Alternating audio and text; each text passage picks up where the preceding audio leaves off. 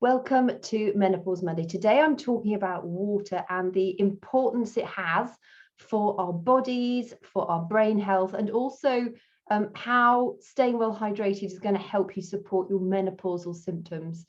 It's amazing how sensitive the body is to dehydration, and as well as talking about the benefits of water, you might understand the majority of the benefits, but I'm going to go into it in more detail and also explain the different types of water that we have access to, including edible water, etc. So first of all, when I started learning about healthy living, it really helped me understand the importance of adequate water for our bodies and brain, for weight management, for clear and focused thinking, for better skin, for life. Literally, water is just so important for us. We're electrical beings, and water plays a vital role in literally every function of our body, and through menopause, water is more important than ever. If you want to experience menopause, clearer thinking, healthier skin, better memory, and even enhanced focus and concentration, these benefits are literally just a sip of water away. So what does water do to us to help us? Well, it helps us stay hydrated. It helps us to balance our hormone levels. It plays a role in producing neurotransmitters and hormones. It's also necessary for lowering the levels of cortisol in our body. And we all know that if our cortisol levels are raised, on goes the belly fat. Managing our stress is absolutely vital to managing your symptoms of the menopause. And a thirsty body is a stressed body. So make sure you're drinking that H2O. Water also helps with our cell production and flushes out toxins from the body and brain, as well as delivers nutrients around the body and maintains healthy blood circulation. On average, our bodies are made up of a fair amount of water, about 60%, and the brain is made up of around 80% of water. And the brain is thirsty. If you don't think of water as being nutritious, think again. As far as brain fog and impaired memory go, water is involved in literally every chemical reaction in the brain. In fact, brain cells require a delicate balance of water and other elements, such as minerals and salts, to work effectively at all.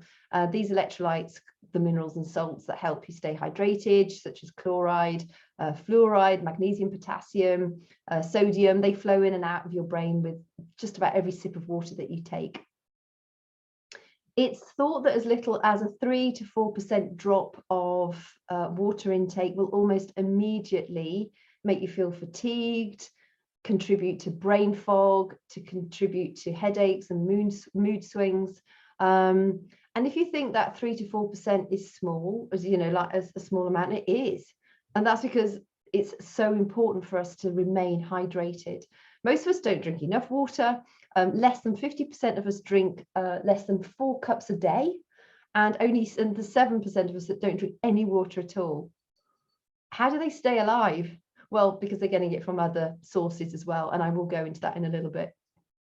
Ideally, you need to be drinking about half of your body weight in pounds. So what you do is you measure your body weight, you divide that by 2, and that answer is the amount of fluid ounces of water you should be drinking every day. So if you weigh 200 pounds, you should be drinking a minimum of 100 fluid ounces of water every single day. It's also been shown, oh, there's one of my cats, that if you are well hydrated, your performance can be boosted by up to 30%. That is massive. And that's just good hydration. That's not like, you know, drinking all day long. It is just good hydration. That is the difference between you maintaining your water levels and getting thirsty. Once you're thirsty, actually you've already started to dehydrate, so you have to be really careful about that. The prescription is very easy: just drink more water. And as we get older, we all need more water. The reasons are a bit unclear at the moment. They think it's because aging just alters the thirst and drinking responses that make older people more vulnerable to fluid imbalance in their brains and their bodies. For me personally, I drink a pint of warm water in the morning. I add a dash of either raw apple cider vinegar to it, or a squeeze of a lemon juice or half a lemon juice, and that starts my day. I drink continuously throughout the day. I've always got a glass of water with me, and then I end my day with a cup of herbal tea, sleepy tea or chamomile tea, something along those lines. So now we've established the importance of actual water. What sort of water should we actually be drinking? And this is where it actually gets really, really interesting. So should it be tap water, tea, coffee, spring water, seltzer water, soda water? There's so many different types of waters, aren't there? Just be aware that the flavoured waters, probably not. Anything that increases water content in the body is actually referred to as fluid, but there's a big difference between drinking a glass of spring water and having a cup of coffee. While the extent of this reaction varies with each person, caffeine that you get in coffee or black tea is actually dehydrating you as you drink it. So although you will be getting some fluid from it, you're not going to be benefiting as much as you would if it was straight water, because caffeine does serve to dehydrate us. Soft drinks also obviously contain water, but not nearly as much as they contain refined sugar. Milk also contains water. In fact, milk can be very refreshing, but in most industrialized countries, the milk has been so processed. In fact, it's one of the most highly processed foods on the market. And so it's had the goodness pretty much stripped out of it. The bottom line is replacing water with drinks that contain unwanted fat, hardcore sugars, artificial sweeteners, preservatives, colouring, and that kind of nasty stuff. They promote dehydration and they promote weight gain. They will also be spiking your cortisol levels, that stress hormone, which is going to make you hang on to belly fat. So really, water, if you want to stay well hydrated, if you want to be optimally healthy, and if you want to reduce your menopausal symptoms, because menopausal symptoms, a lot of them are linked to our stress response. If you can manage your cortisol and your stress response effectively, your menopausal symptoms are going to be significantly reduced. And water is one of the easiest things that you can do. Just drink more water. If you struggle with drinking water, habit stack. That's what I share with every lady who joins my well-being community. They say, oh, I can't drink enough water. It's just like every time you go to the toilet, come out and have a glass of water. You know you've got to go to the toilet several times a day. So whenever you've been to the loo, just come out and have a glass of water. And by habit stacking, by sort of associating a habit that is entrenched with a new habit, it's amazing how quickly you can get used to that new habit. You'll find, yes, you will be on the loo a bit more often in the early days because your body's adjusting to the greater level of water, but you'll, within a couple of weeks, you will start to, your body will regulate, you'll start to get used to that added water, but you'll also, your skin will look younger, your skin will look plumper, you will have better focus, you'll have better just brain power, you'll have more energy. You'll sleep better, your breath will probably be better, you're probably going to be more regular as well, going to the loo. So drinking water is just, it's so important. So the longevity of your well-being of both your brain and your body are literally critically dependent upon the consumption of what we call hard water. So hard water is plain water that's high in natural minerals, like calcium and magnesium, for instance. It's not hard to find. Being a fan of all things natural, I prefer spring water. We're lucky where we live. We have access to a spring water, and we filter that to make sure we've taken any nasties out of it. But naturally occurring spring water has been collected in natural basins over the years. It's slowly filtered through layers of rock, and that's where it picks up all the valuable minerals that are so beneficial to us, and the salts and the sort of sulfur compounds that are very good for us. Sparkling water that comes from a natural spring also contains healthy minerals. In this case, carbonation isn't actually added by the bottler, it is naturally carbonated. I have been drinking Badois, comes from the Loire region in France, for years, and actually at the moment in the UK it's very hard to get hold of it. I managed to get I buy it in bulk from Amazon, but if you're in the UK and you're thinking, yeah, I remember Badois, you'll struggle to get it in the supermarkets at the moment. I don't know why, so I just bulk buy it from Amazon, and it's naturally sparkling. And I remember having this conversation with a friend once, and that he was saying, it can't be naturally sparkling. Surely they carbonate it once it's come out of the rock. And it's just like, well, maybe they did. But it's not. It's naturally occurring. It's naturally sparkling spring water. It's got a lovely soft, it's almost like effervescent. It's not fizzy. And it's got a lovely sort of soft, salty flavor with it. If you're poorly, I think Badois is one of the nicest drinks you can drink, because you you can sense it's doing good for your body. Your body kind of craves it. I just absolutely love it. The problem with spring water is, and naturally carbonated spring water in bottles, if you buy it from the shops, it can be pricey. So you have to shop around to get hold of it. But I mean, I bulk buy it from Amazon, and it's actually quite good value that way. Seltzer and club water, they're just plain waters, but they've been artificially carbonated by the bottler. Seltzer water contains literally no sodium salts and won't help you stay hydrated, really, because you want the sodium salts. Club soda usually contains mineral-like ingredients, but they are added by the bottler when it's bottled to enhance the flavour of the water. Just effective as natural ingredients at keeping you healthy. You know, we want to keep it as natural as possible. And my advice is stick to natural hard water as wherever you possibly can. In the States, the most commonly consumed type of water is purified water, and that means it's had everything stripped out of it. But it means you're also not getting the benefits of the minerals that occur naturally in the water. So although it's purified and it won't have the contaminants that some water has in it, you've also not got the benefit of the minerals. So if you're drinking a lot of purified water, you want to have a look at sort of mineral supplementation as well, because it's actually nutritionally void, and water can be incredibly nutritious when you drink the right kind of water. Even better is like to consider getting your own filtration system. So if you've got naturally occurring hard water, you know, you're getting it pumped into the house like most of us do, whether it's from a spring or from the mains, consider either getting a filtration system attached to your stopcock, the main water coming into the house, or your drinking tap, if you have a specific drinking tap. That can be a bit pricey, but over the long run, it's going to serve you.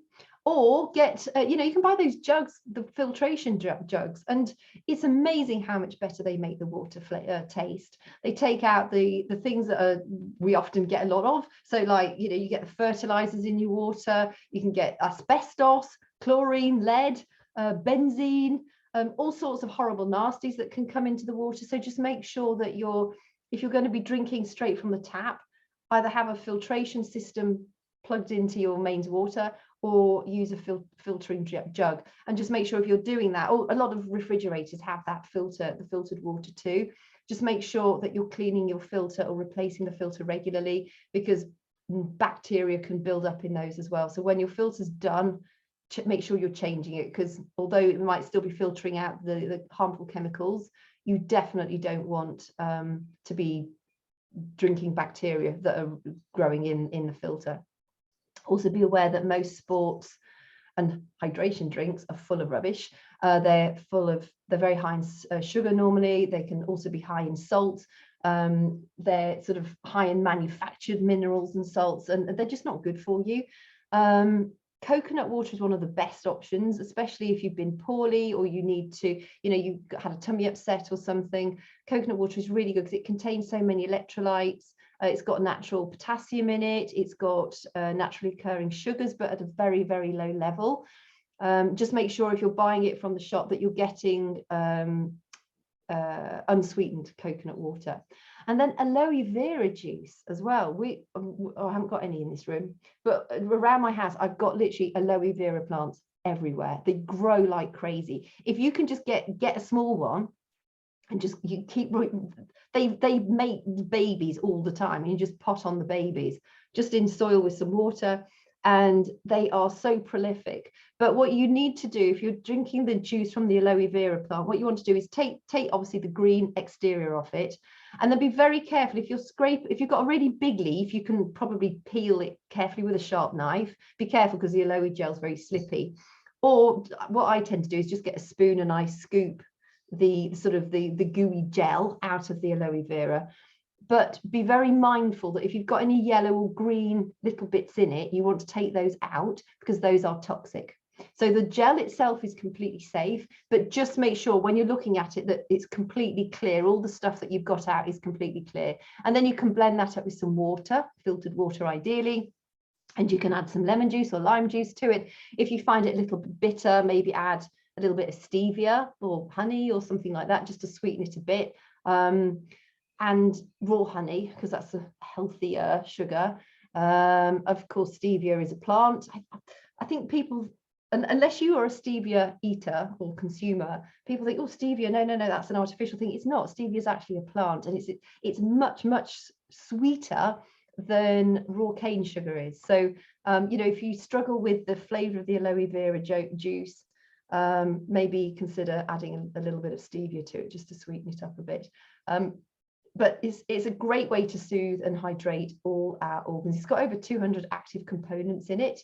Contains vitamins, minerals, amino acids, enzymes, and even fatty acids. And as far as cognition goes and our brain health and our thought processes and helping us combat brain fog, fatty acids, particularly the omega-3s, the essential fatty acids, are incredibly important to us. So eat more fish too. And also know that approximately, if you eat lots of vegetables and fruit, around up to 20% of your water intake can be consumed via fruits and vegetables. Cucumbers, radishes, courgettes, lettuce, celery, they're all high in water. Obviously watermelon as far as fruits go, but after watermelon it's strawberries, and then cantaloupe melon is also very high in water. Grapefruit's high in water.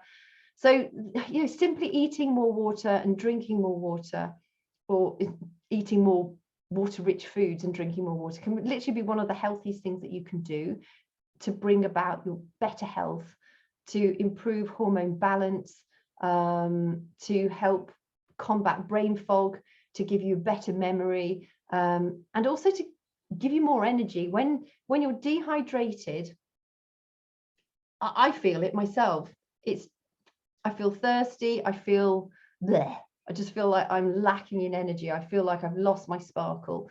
And often it takes a glass of water, and then within a few minutes, I'm feeling fine again. So just be really mindful of the amount of water that you're drinking. Again, to make sure that you're drinking sufficient, you need to weigh yourself in pounds, divide that in 2, and the answer is in fluid ounces, the amount of water that you should be consuming on a daily basis.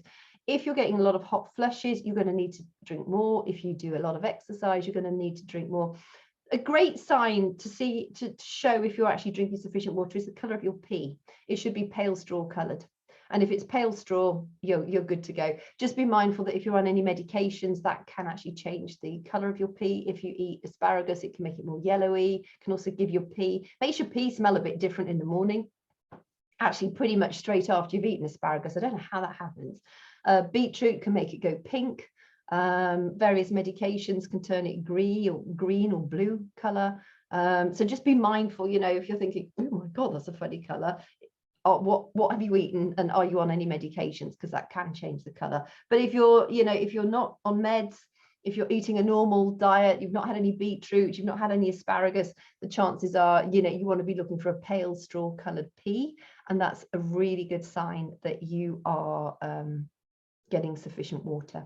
So I hope that helped. I just really want you to understand that it literally is the foundation. As important as sleep is, so is water. You know, we could I don't know how many days we could manage without sleep, but without water it's not many. What's it, about 4 days or something like that, maybe more at the extreme, but it's not long. So it really is, it's apart from breath, it's pretty vital for us. So give it that importance. Treat your body with the care it needs. Like I said earlier, it's one of the easiest prescriptions to actually follow.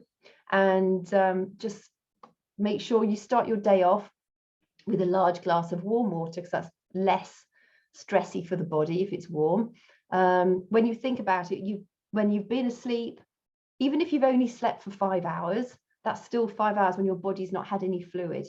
So, you know, normally people are sleeping, what, sort of 6, 7, 8 hours. That's a long stretch of time without any fluid at all. So anyway, hope that helps, and catch you soon.